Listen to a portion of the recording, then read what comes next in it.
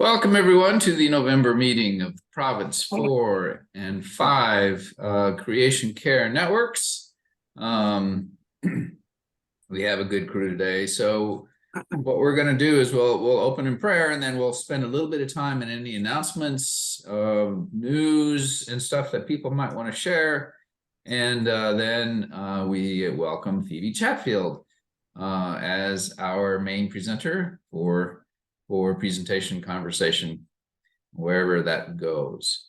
So some of you are still joining us, but let's bring ourselves into the task of the hour, which is the presence of God and the work that is particular perhaps to the ministries that have come our ways in creation care. So let us pray. Lord, be with you. God, maker of marvels, you weave the planet and all its creatures together in kinship. Your unifying love is revealed in the interdependence of relationships in the complex world that you have made. Save us from the illusion that humankind is separate and alone, and join us in common with all inhabitants of the universe through Jesus Christ, our Redeemer, who topples the dividing walls by the power of your Holy Spirit, and who lives and reigns with you forever and ever. Amen. All right. So if you're new to us, my name is Jerry Capel. I am the Environmental Network Coordinator for what's called Province 4, which is, I almost said Province 5. That's because it's blended so much now. Province 4, which is essentially Kentucky to New Orleans to Florida to North Carolina. That's Province 4. Several of you here on this call are living in that region. Jeanette, you want to introduce yourself? You're muted. You're still muted.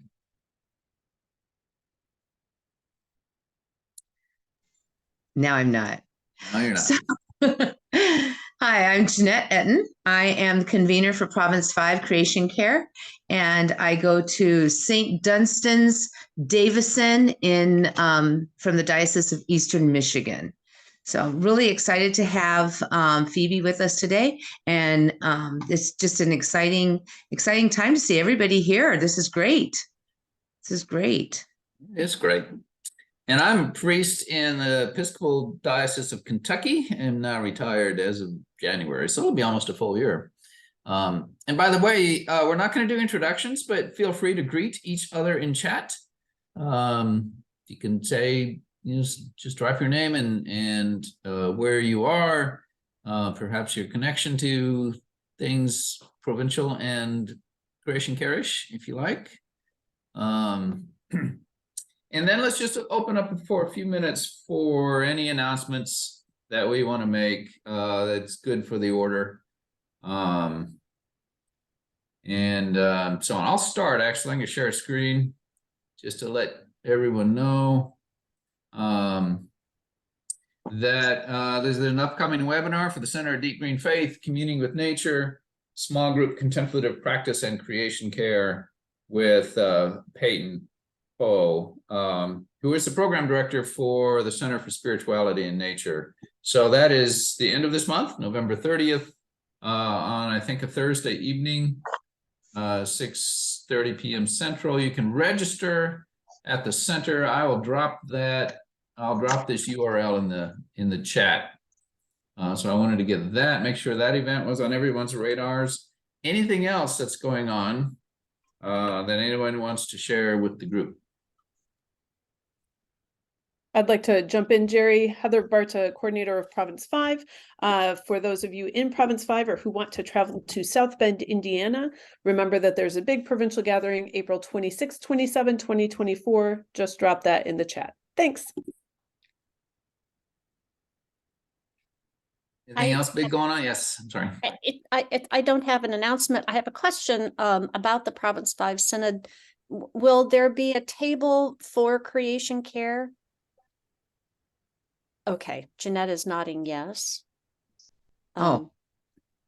No, you weren't responding to that at all. No. The reason I asked is I wondered if I could sponsor a table for Citizens Climate Lobby at the Province 5 Synod. Sure can, just fill out the form. I'll get you that Okay. form, Allison. Mhm. Thank you. Yep, and the General Creation Care hasn't done a table, so nobody signed up for that. So that would be a conversation of this group or the Province 5 subgroup that's going to be at the BPG. I say hand, Pam. You are muted. Sorry, I can never seem to find where I can click to raise my hand. We actually did something very exciting in the Diocese of Northern Indiana. Last Saturday, we had our diocesan convention, and every parish in the diocese was given a red maple tree to plant on their property. And so hopefully, knock on wood, ours will survive. So at least since we have no control over what our utility companies do, at least we can start an urban, suburban, rural garden and forest. Yeah. Excellent. And another indicator, I think, of the rising awareness and energy around these kind of issues in the diocese and congregations of Episcopal life. That's just what I'm kind of seeing in all corners, or at least many corners. I don't think it's in all corners. It's in an increasing number of corners.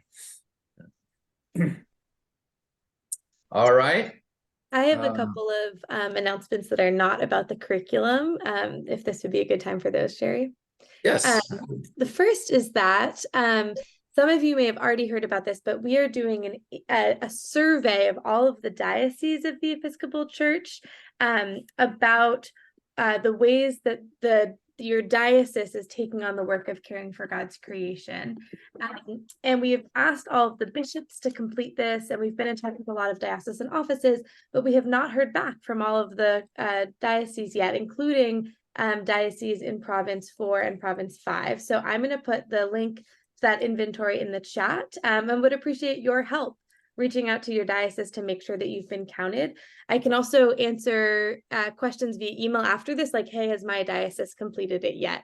But would probably not have time to do that here on the call. So please take a look at this diocesan inventory and get in touch with your diocesan leadership to make sure that you and your diocese are counted, because we really want to learn from as many dioceses as possible what's working, whether you've passed climate mitigation goals, what the strengths are, what you haven't gotten started on yet, but might want support in doing. So that's that quick announcement.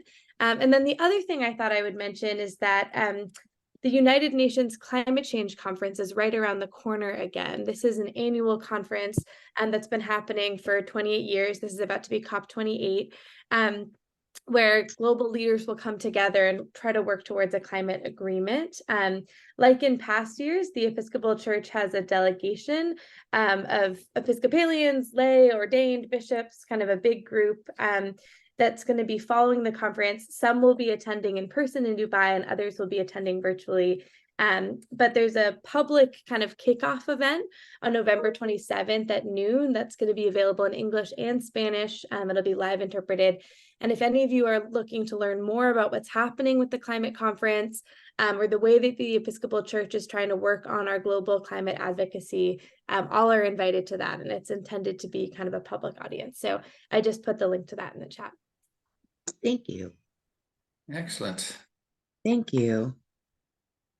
Oh, and Robin, yep, the link is to the survey. If you want to ask if your diocese has completed it, I can provide that information after the call. Yeah, that one, I'm going to share a screen on that. This is what it looks like. I thought we had said we were going to fill it out, and then it slipped. Is there a deadline for getting this done when they're going to close that survey? Yes, if you scroll up, I think that it says November 20th right now, but it's not going to close on that date. So if you're able to work on that, this week, that would be wonderful. If you're not able to, we're not going to close it right on the 20th.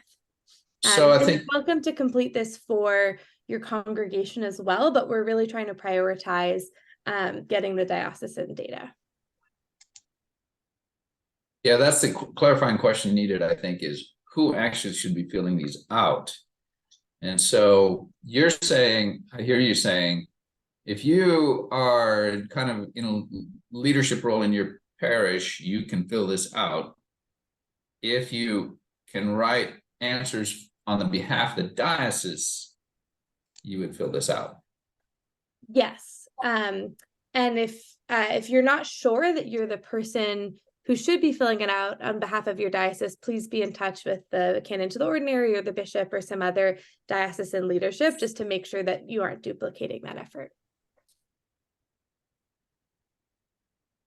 And what I hope for is that we as a province can get our hands on the results, and that will help us a lot, I think. Yes, yeah, including contact information for diocesan leadership, examples of resolutions that have passed. It should have a lot of results like that to share. Yeah, that'd be a big deal. Thanks for that. All right, any other news we can use?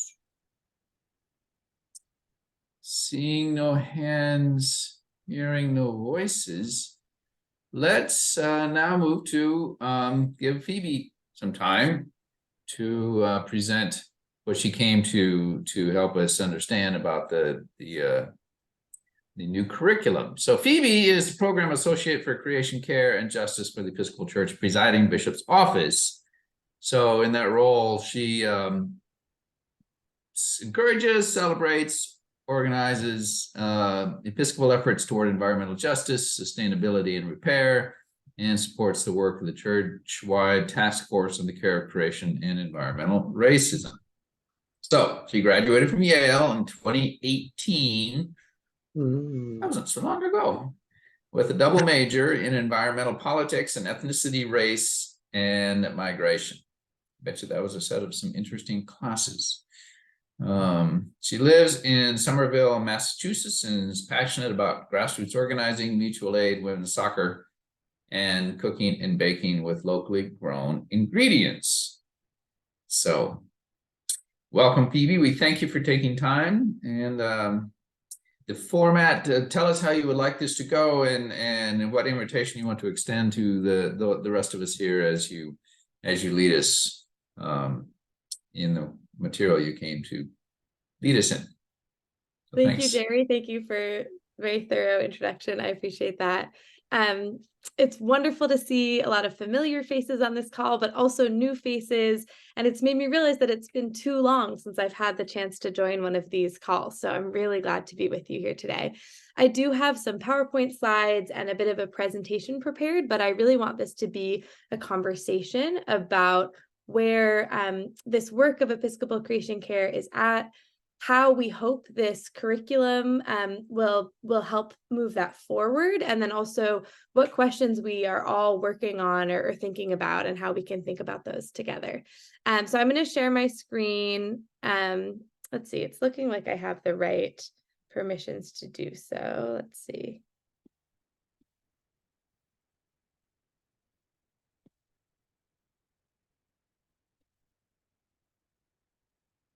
It's giving me a little bit of trouble.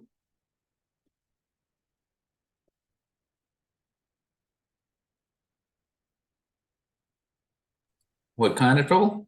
Do you not see the? It's telling me that I don't have permission to share my screen. All right, so somebody needs to make you go. Now it changed. Okay. Can you all see this now?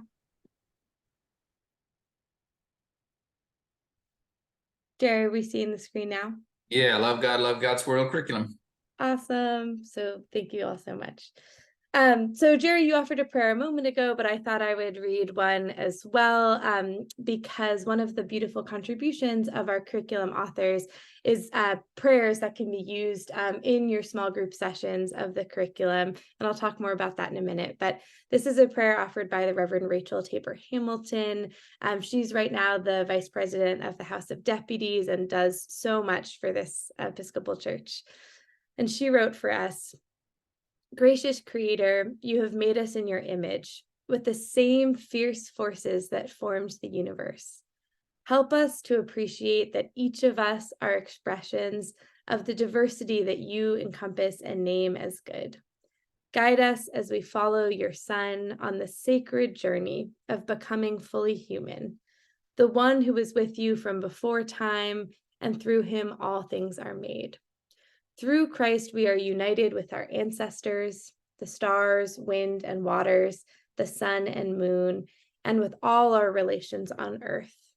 Give us the grace to live in humility and balance with the animals and plants in the environments wherever you have placed us, the peoples of the world, so that we might be the nurturers and cultivators that you need us to be. May we be good gardeners of healing and resurrection as we dwell in reciprocity with the earth that you have made. Amen.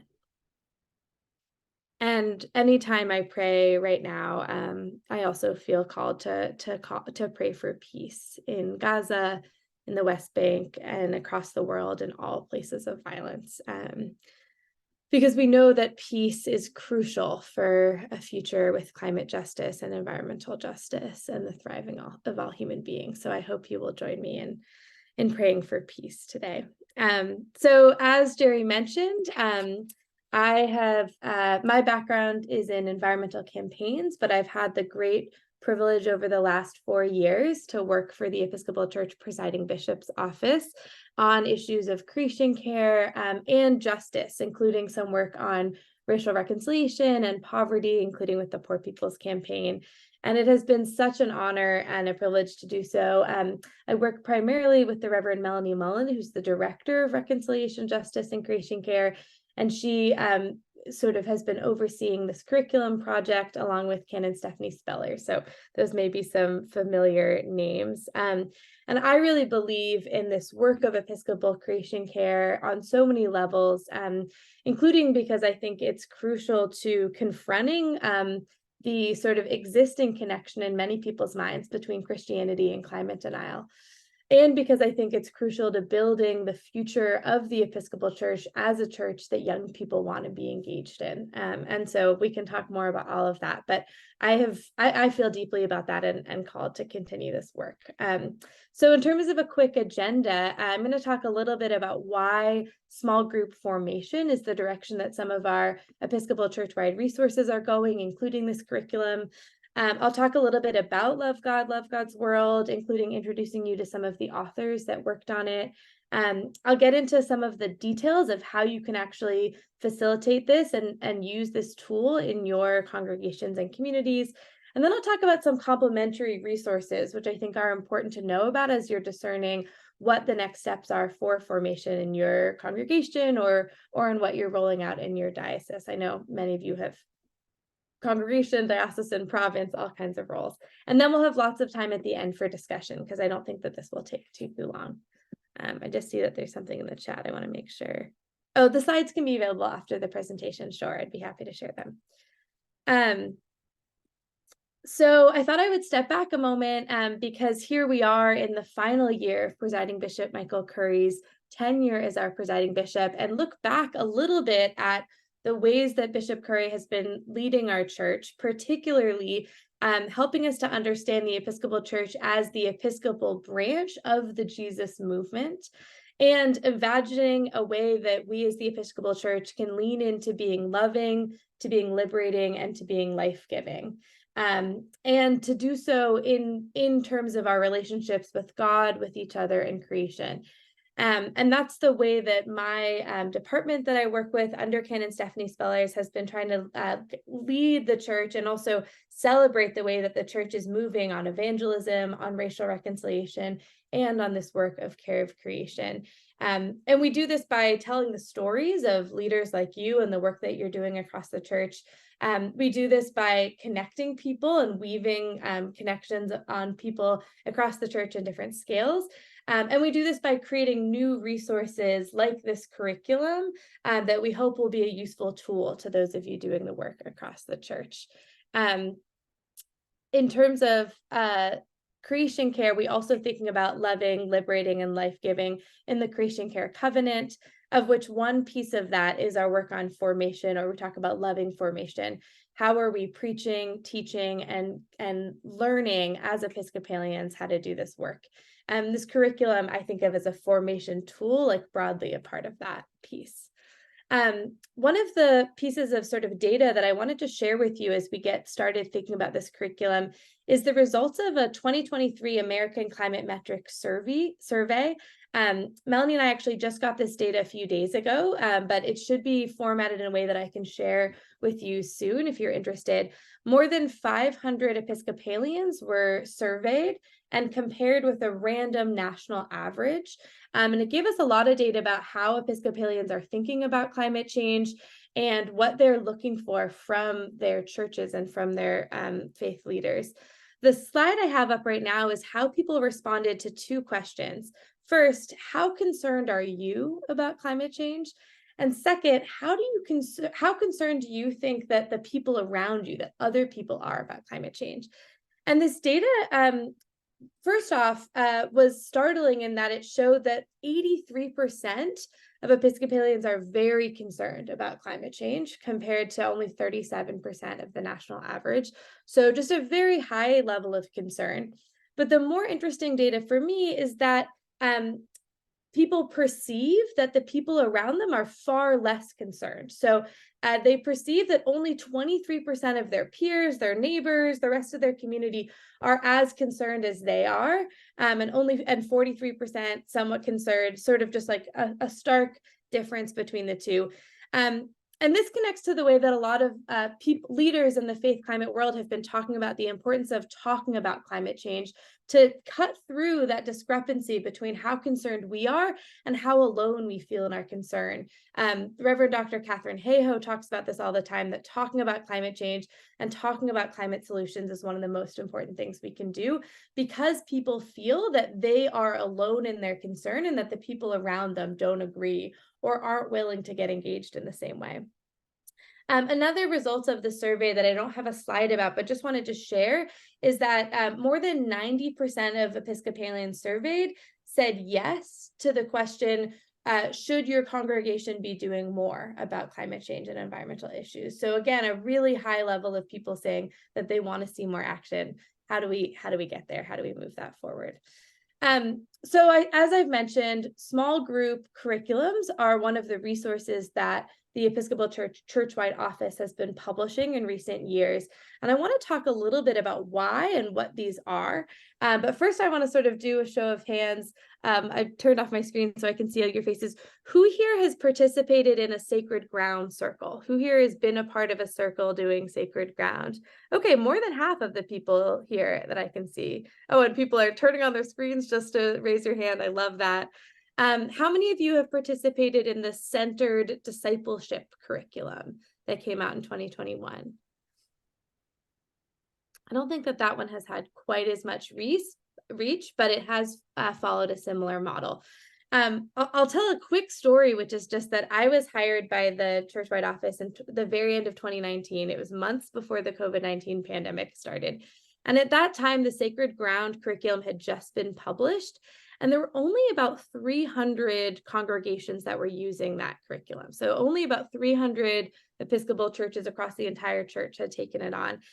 And little did we know, when I was sort of asked to be the staff support for that curriculum, how radically that was going to change over the next year, both the way that the COVID-19 pandemic would shift, so that most of the sacred ground circles were happening in person before COVID, how radically that would force us to shift to learning how to do small group formation on Zoom, how to be in community, be in our churches on Zoom. And then also the way that the murder of George Floyd that summer and the huge outburst of racial reckoning and truth-telling and public protest and sort of all of that, the way that would happen in 2020 and would lead more than 4,000 Episcopal groups to say, we need this resource, we need to get together to learn about the history of racism, to learn about what we can do towards the healing of some of these wounds in our congregation. And it was a wild ride to be a part of that and to be trying to do what we could to support facilitators using that curriculum. And I think one of the things it really revealed to me is that Episcopal congregations need a place to go when they are concerned about something or where concern is bubbling up. And we hope that the Creation Care curriculum will help with that in a similar way. And second, it has sort of built this interest in supporting small group formation in the Episcopal Church more broadly. To me, it's about the fact that our faith is a collective faith. It's not meant to be done in individuals. And on big topics like racism and like climate change and environmental injustice, these are issues that are too big to try to tackle alone as individuals. So having a small group of people to be formed to work on that with is really powerful. And it really has led to this emphasis on how do we get like enough shared information, enough shared vocabulary to be able to move forward in that sense. So I'm going to pop my screen back up, but I'm so glad to see that so many of you have done. Oh, is this the right screen? No, let me get that back. I'm so glad that so many of you, can you see my PowerPoint? So you're sharing a screen or you're sharing a thing?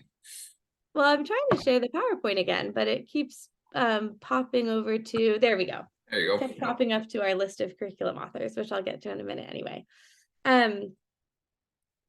Great.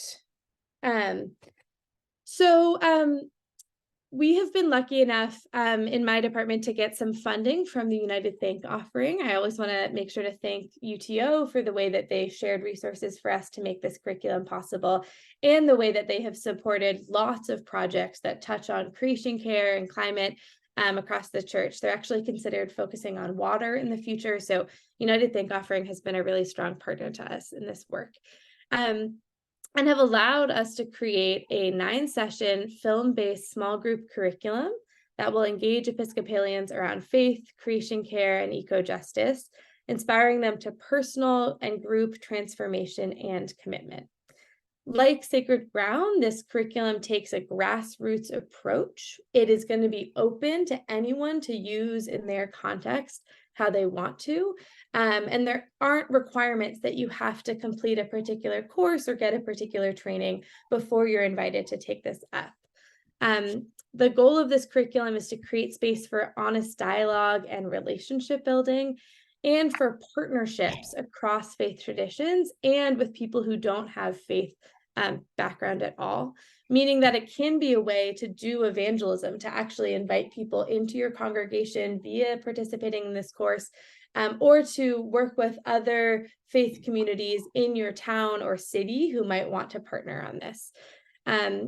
In developing the curriculum, there are a set of action goals or learning goals that participants will come to understand. And these include things like spiritual and emotional goals, science and understanding some environmental science, and then action, being given some resources on how to take action. It feels important to say that this curriculum is only 9 sessions and inherently can't cover all of the information out there about the environment, about climate change, about stewardship, about justice. So it isn't intended to be sort of a survey in that way. It's more intended to be a starting point and an invitation into some honest conversations in your small group, as well as a way to point people to more information. So there are sort of addendum resources that are available at the end of the curriculum if you want to go deeper on any of the particular themes. One of the decisions that was made as we were working on the curriculum is to have a broad range of authors. This comes from an environmental justice framework that understands that different people, based on their identities, location, geography, are inherently going to have a very different relationship to the earth and to the work of caring for God's creation. And so each of the sessions was written by a different author, writing from their own perspective and sharing resources that they find meaningful.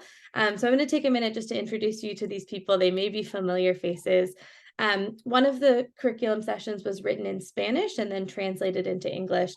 And it was written by the Reverend Richard Acosta, who's a fantastic sort of speaker, preacher, teacher on eco-theology in the context of Latin American liberation theology. He's in the Episcopal Diocese of Columbia, and he writes from that global perspective about climate change and disasters. The next is Adrienne Elliott. She's another young adult leader in the Episcopal Church. If any of you were at It's All About Love in Baltimore this summer, you may have heard her speak. She's in the Episcopal Diocese of Olympia, though also has roots in San Diego, and she writes about environmental justice and health in the curriculum. the Reverend Javon Taylor, who, if you don't know about, you should. He and his congregation of St. Ambrose Church in Raleigh, North Carolina, have decades of history of engaging with environmental racism there, as well as watershed and watershed protection. Like I said, he's in the outskirts of Raleigh, North Carolina. The Reverend Ashley Hubbard, she was just recently hired to be the canon for formation in the Episcopal Diocese of South Dakota. And she brought into this her roots as a Native person, and also her background as a science teacher. And she wrote the session on baptism and water, and thinking about water and the connection of creation care. Reverend Rachel Tabor Hamilton, who I mentioned at the beginning and read the prayer, she writes a lot about land and access to land and right relationship, and also provided some broader guidance on the curriculum for us. And she's, as well as being the vice president of the House of Deputies, she's one of our delegates to the United Nations Climate Conference, COP28 this year. So you'll hear more from her if you're able to make it to some of our COP28 United Nations events. And then Peyton Hogue, who I believe is also coming to next month's Province 4 and 5 call. I'm seeing some nodding. He's a fantastic resource, and as well as writing about some of his work with the Center for Spirituality and Nature, he also wrote a session about climate grief and how we can hold grief and anxiety and sort of transform that into action. So now we'll talk a little bit about facilitating the curriculum in your community. Jerry and Jeanette asked me to talk about this, and I also imagine this is where we could have some more granular conversation and discussion about what this really looks like. So like I mentioned, there isn't any required training that you need to go through in order to lead a group through this curriculum, but there are resources available on the Episcopal Church website on building an intentional small group ministry, including a PDF guide and 3 webinars. So if you haven't led a small group before, those resources are available for you to check out before you get started. One of the things that comes up a lot is timing. How should you time this out? And those of you who have done Sacred Ground may have preferences from that on how it worked best in your community. But we recommend that you plan to have the small group conversations every 2 to 3 weeks. We found that doing it every week is not enough time to really digest the materials in between each session. But doing it only once a month isn't quite often enough to build momentum, though you're welcome to try out either of those frequencies if that works for you. And one of the things that the standard discipleship curriculum offered is that if you're able to meet in person, if that works for people based on geography and transportation and COVID consciousness and other needs, meeting in person and sharing a meal together can be a really beautiful way to do this, particularly if you want to make that an opportunity to source local ingredients or to experiment with meatless Mondays or other aspects. And to also plan around the liturgical or formation calendar in your context. Who should be a part of your circle? We recommend that your small group be a minimum of about 6 people and a maximum of 12 people so that meaningful relationships can form. If there's a lot of enthusiasm in your church and you think that you might have way more people than that interested, or if you aren't sure, but then you open the invitation and you get a lot of interest, you can definitely have more than one group going at the same time in your church. And you can certainly meet all together. In the past with Sacred Ground, people have had like a big opening meeting and then have split into their smaller discussion groups over the course of the curriculum and then have had a big closing meeting to discern next steps. As I mentioned, this can be a great opportunity for cross-congregational interfaith partnerships. I know that some of you already work with the Interfaith Power and Light chapter in your city or town, work with Citizens Climate Lobby, work with Green Faith and your Green Faith hubs. So this could be an opportunity to invite people from those networks to participate in the curriculum with you, or to reach out to the Episcopal Church across town that you don't really know and don't talk too much. This could be a chance to build those relationships. The recommendation is that you have 1 or 2 people who are open to facilitating the group, and or that you sort of rotate who's guiding each conversation. And like I said, those facilitators It's best if they have some background in leading a small group, whether that's a Bible study or a green team. But if they don't, I think that this can be an accessible way to get started, because the materials have been so curated that they don't need to be, they're not selecting materials, for example. And the way that it will work on a granular level is that the curriculum pages are password protected to ally with sort of copyright requirements. So once you're ready to move forward with taking the curriculum, you'll register and you'll get access to all of the materials, including documentary films, podcast episodes, YouTube videos. It's sort of a very multimedia project. I wanted to share a note on timing. Our wonderful curriculum consultant, Sarah Nolan, has been working really hard with our legal team to get all of the copyright agreements needed in order to publish the curriculum. And so we know that we're already past the timeline that we'd hoped it would be available. We are in the final stages and hoping that this will be available in December or January. And there will be a big church-wide press release that will go out about that, as well as I know that Jerry and Jeanette will be keeping track of that. So we'll make sure that you all are notified when it's all available. I'm excited to kind of get into a conversation about the curriculum and how it does or does not feel exciting to you, accessible to you. And before I do that, I just wanted to mention some complimentary resources that are also already available to you, that if you haven't invited your congregation into, this might be a nice time to as well. So the first is the Blessed Tomorrow Climate Ambassador Training. Have any of you taken this? Let's see. It's a one-day training that you can do all in a day or can take on your own pace. So once you register, you get access to all of the modules and can take them whenever you'd like. We worked with Blessed Tomorrow earlier this year to make an Episcopal version of the training with some bonus modules that are myself and my boss Melanie, and I think a couple other people speaking about the Episcopal context. But it's a really accessible resource to sort of answer the question, how can I talk about climate change in my church, and what climate solutions can my church be participating in? It's a particularly good resource for people who don't feel like they quite have the language to talk about it yet and want to get some training that's specific to climate change communications. But Blessed Tomorrow has been a really strong partner to us. Margaret Bullitt-Jonas, who I see on the call, has been involved with their work, and I just thought I would mention that resource. The next is we get a question all the time about who this curriculum is for. And we recommend that our Love God, Love God's World curriculum is for high school age and older in terms of who's participating in it based on the material level, so high school and up into adults. But if you are working with a Right 13 group, with a confirmation group, with a Sunday school group, and you're looking to kind of grow the conversation about climate change and creation care with that age group, a resource that I would recommend is one written by the Reverend Nuria Love Parrish for lesson plans that work. It's a youth and young adult. There's two versions. There's a youth and a young adult version of this course. It's 7 sessions. It's really accessible. There are prayers, there are creative resources, and I've found that not enough people know about this. So if you work in youth ministry or if people in your church do, I would really recommend that youth and young adult curriculum to you and to them.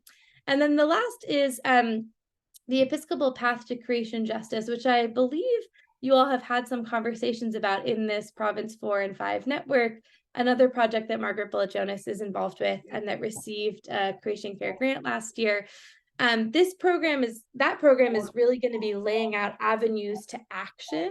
And so we hope that once people have gone through the curriculum, that the path may be a nice complementary resource, or that I just want to highlight that as another way that that Episcopalians are working to kind of resource each other and prepare each other to get more involved in the work of creation justice. And then so much more, including all of the amazing work of the Center for Deep Green Faith, that Jerry mentioned at the beginning, and other sort of courses that are available through Episcopal resources and our partners. So there's so much there. I see a couple more questions in the chat, so I'm going to stop my share and take a look at those. Layla, yes, Layla Lowe and the Gulf Coast Creation Care Network. I love following what you all do down in the Gulf Coast. Yes, this curriculum is not just for Episcopalians. It's welcome to be used by people of other denominations as well. So enough of just hearing from me. I would love to take some questions or ideas, sort of just to open a broad discussion about any questions about the curriculum, responses to it. And then I have a few more questions up my sleeve in a second. So feel free to just unmute yourself or to do the raise hand function, whatever you prefer. I'll be going to the shop again in a few minutes. I'll be downstairs. And that raise hand function, by the way, is under reactions. It works really well because it bumps you up to the front of the top of the screen. So if you do want to raise your hand, that's under reactions.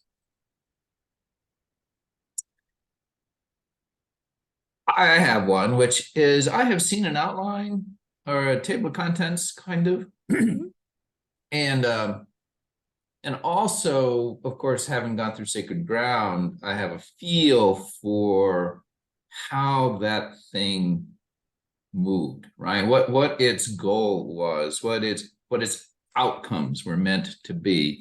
I was wondering if you could comment some on this curriculum. Well, you know, what is it? Where does it start? Where does it take you through? Where does it head? Does that make sense as a question? Sort of like the arc of the topics that it discusses. Yeah. Or do you want to hear a little bit more about kind of the outcomes that we're hoping that participants experience? I guess kind of both. I mean, you said quite rightly, you can't do everything. So what did you decide to do? Yeah, that is a beautiful question. And I will share my screen with the curriculum titles and this page that's up on the website. It also has full bio information for those authors that I was mentioning, if you are curious and want to check that out. So the curriculum is split into three main sections. The first is what is God's dream? We were given some input by advisors to the curriculum that before we talk about the brokenness of the world and the ways that we are not in right relationship with the earth, we need to start with what God's dream is for right relationship and for a flourishing creation. So there's a lot in that first section about God's love for the world and for all of creation, about water and the way that water and ritual and our baptismal covenant come together to shape our responsibility to care for God's creation, and then a vision for right relationship with the land and covenant with creator. That was written by Reverend Rachel Tabor Hamilton, and that's a little bit of a pivot from that vision of right relationship into how we got here with some of the brokenness in our relationship with creation, including the harms of colonialism and the violence against Indigenous peoples that she writes about a little bit. The second section is themed around truth-telling. How can we tell the truth about what's happening with the earth right now, even when it's uncomfortable, even when it's frightening? So there's some sections here about environment and health, and environment and sort of unhealth, and extreme weather and climate change, like what's happening with climate change. How can we have conversations about that together? And then the final part is about restoring the covenant and repairing the earth. You'll hear language in that part that may feel familiar to language around repairing the breach. What is our role and responsibility as Christians to do the work of healing? And so that pivots to thinking about a future of climate justice, and also the way that we can use our grief and our fear to actually bring us closer to each other and to God and to doing this work. And then the final session really lays out avenues for additional formation, advocacy, and action, and resources people to discern in their congregation or in their lives where they think that they can contribute to the work of caring for creation. So that's in short kind of the arc that it takes. And there are sort of themes throughout that we made sure were touched on. So I mentioned climate change. Another one is energy. Another one is land and food, though a little bit to a lesser extent. And another one is sort of human migration, or the way that climate change impacts people, and their sort of need to be in one place or to move. But I think, yeah, starting with the dream, moving to some truth telling, and then moving towards efforts to repair.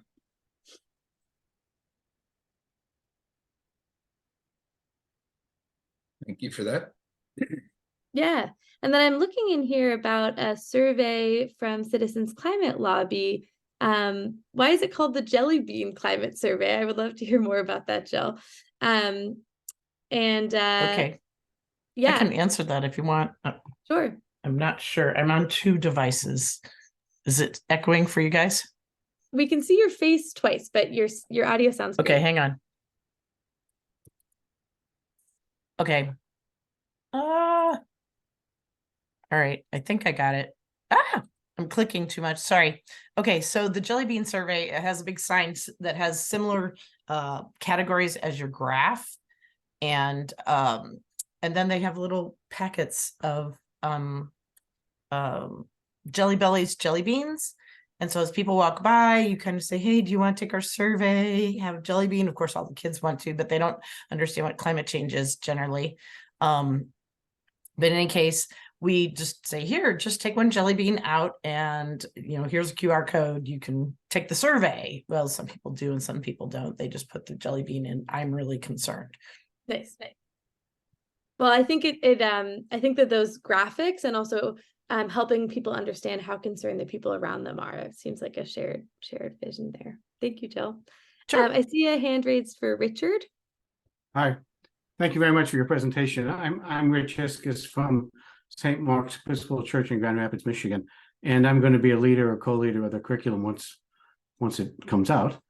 I'm very excited about it. I participated in Sacred Ground and also the Church Cracked Open, to very successful programs in our church. I have a question that might be a little, maybe too much detailed, but I've done a lot of research and writing on topics like environmental rights and so forth. And I'm wondering if there's something in the curriculum, perhaps towards the end, about what we owe future generations, or our children as the first living future generation, as a matter of climate justice, since they're going to live with the harm that we deliver. We live with the risks, but they live with the actual harm. And I'm just wondering if there are those kinds of policy areas that are really focused on, probably at the end of the curriculum. That's a great question and very well said. And I'm so glad that you did work with the Church Cracked Open as well, because what a resource that is. There is sort of some content in the curriculum that's about the intergenerational nature of this crisis, and the impact on children and future generations. I'm not sure that it's towards the end of the curriculum. I can't speak to that specifically, but I do know that comes up as a theme in some of the sessions. Great, thank you.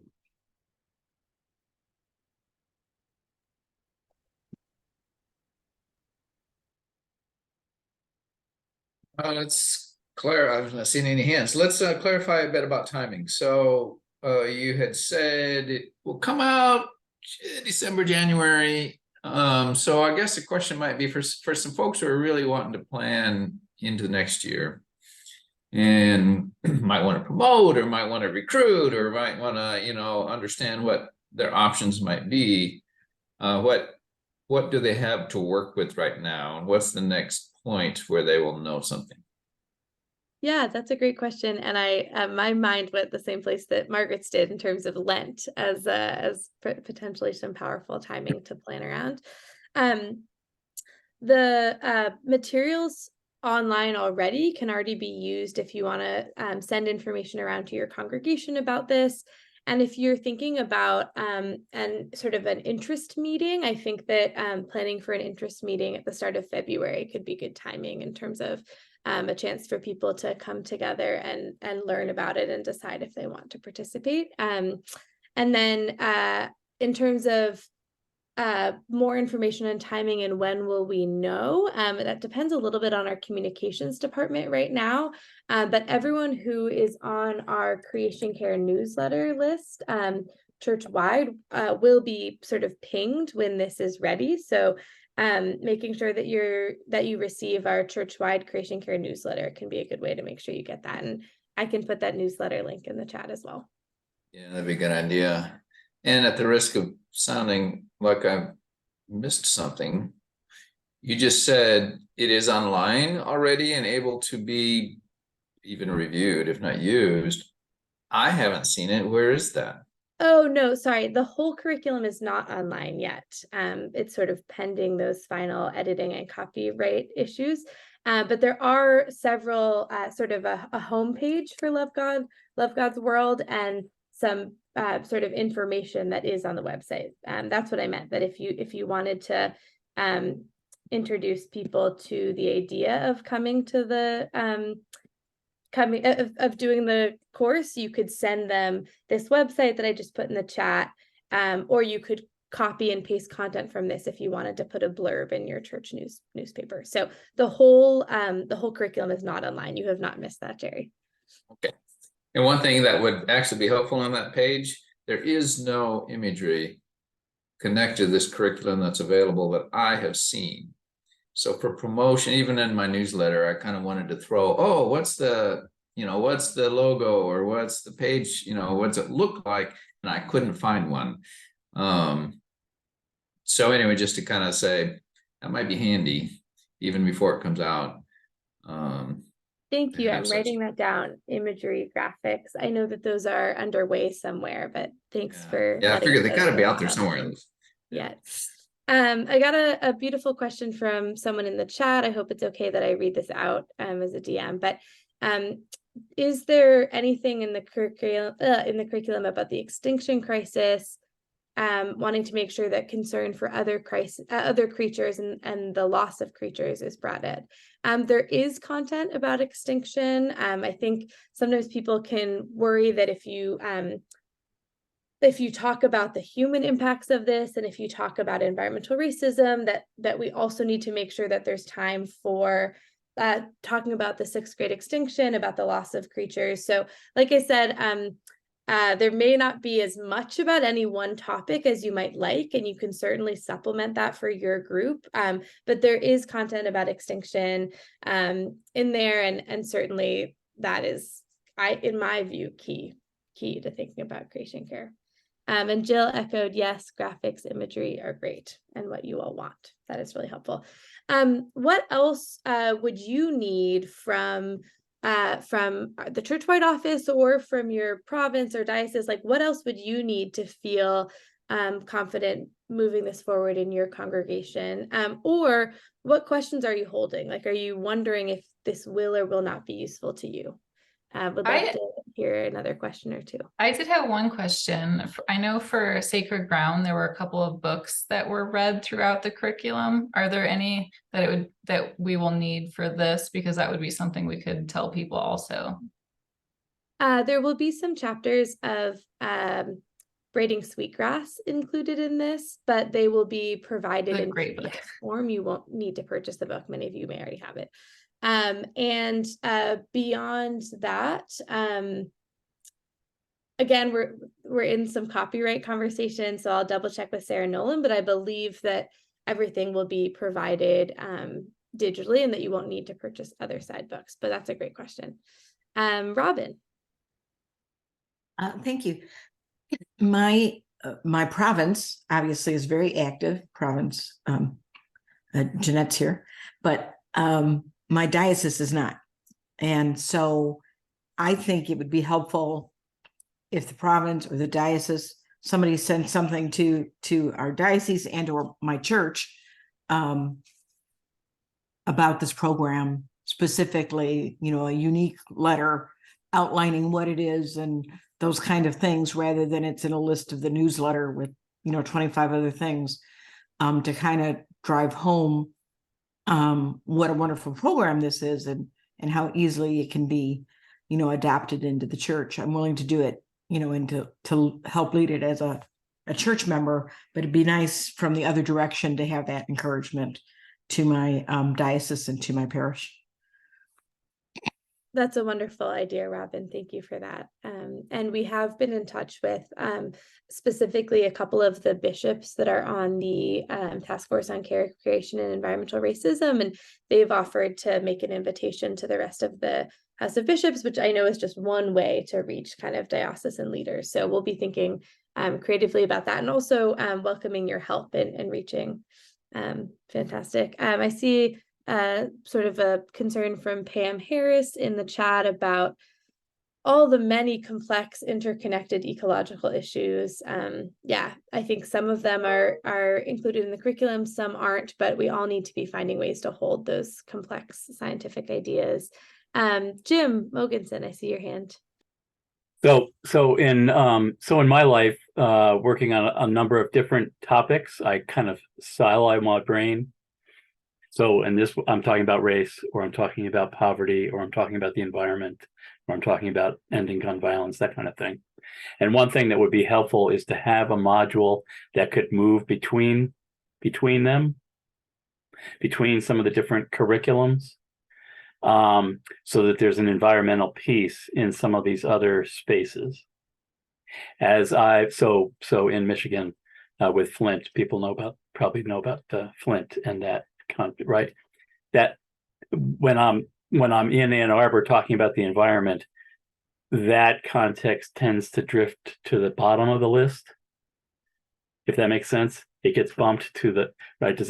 Are people making this? I don't know if this makes any sense, but talking about issues of the environment. So there's like the impact generationally, and there's the impacts in the global south, and then there's the impact, and then the thing about like Flint gets bumped to the bottom of the climate list. Does that make sense?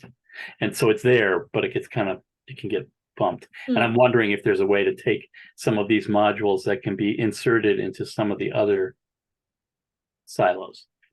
Anyway, it's complex, not entirely thought through question, but comment.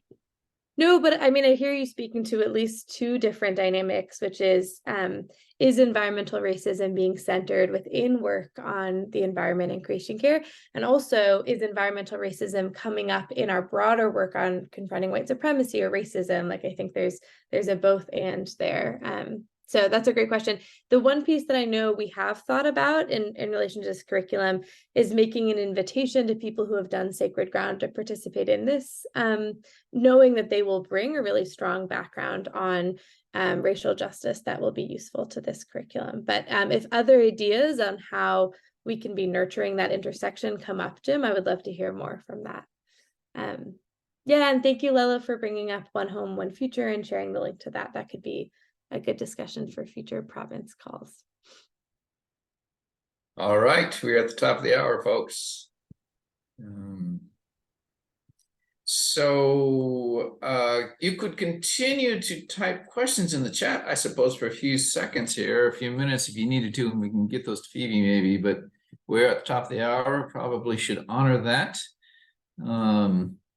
So Phoebe, thank you for showing up and helping this good group with the work that is at their hand.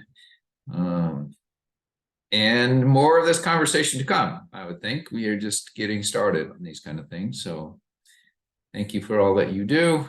Thank each and every one of you for all that you do. May together we all go forth and to the world to serve all creation and all creatures. So blessings upon you all.